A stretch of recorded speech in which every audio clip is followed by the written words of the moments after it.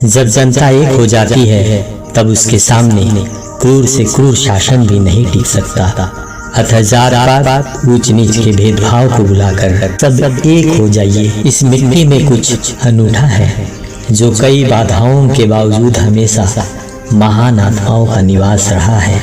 आज हमें ऊंच नीच अमीर गरीब जाति पंथ के भेदभावों को समाप्त कर देना चाहिए। मेरी एक इच्छा है कि भारत एक अच्छा उत्पादक हो और इस देश में कोई अन्न के लिए आंसू बहाता हुआ भूखा न रहे।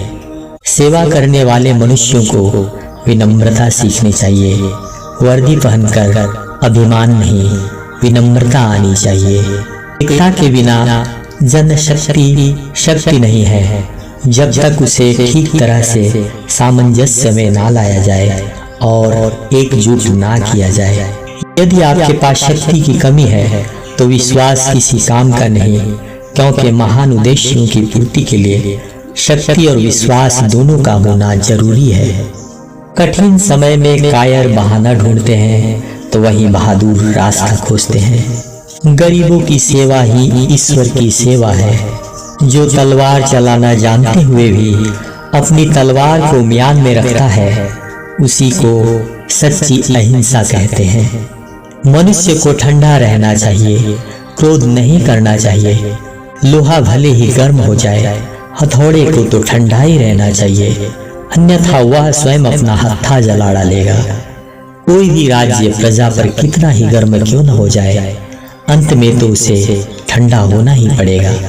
कठोर से कठोर हृदय को भी प्रेम से वश में किया जा सकता है। कर्तव्यनिष्ठ व्यक्ति कभी निराश नहीं होता। अतः जब तक जीवित रहें, कर्तव्य करते रहें तो इसमें पूरा आनंद मिलेगा। त्याग के मूल्य का तभी पता चलता है जब अपनी मूल्यवान वस्तु छोड़नी पड़ती है। जिसने कभी त्याग नहीं किया वह उसका मूल्य क्या जाने।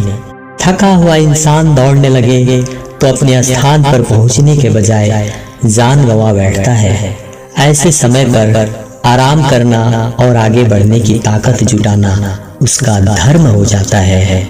विश्वास रखकर आलस्य छोड़ दीजिए, वहम मिटा दीजिए, डर छोड़िए, फूट का त्याग कीजिए, कायरता निकाल डालिए, हिम्मत रखिए, बहादुर बन जाइए और आत्मविश्वास रखना सीखिए। इतना कर लेंगे तो आप जो चाहेंगे अपने आप मिलेगा। दुनिया में जो जिसके योग्य है वह उसे मिलता है। जब जनता एक हो जाती है तब उसके सामने क्रूर से क्रूर शासन भी नहीं टिक सकता। अतः जात पात ऊंच नीच के भेदभाव को भुलाकर सब एक हो जाइए।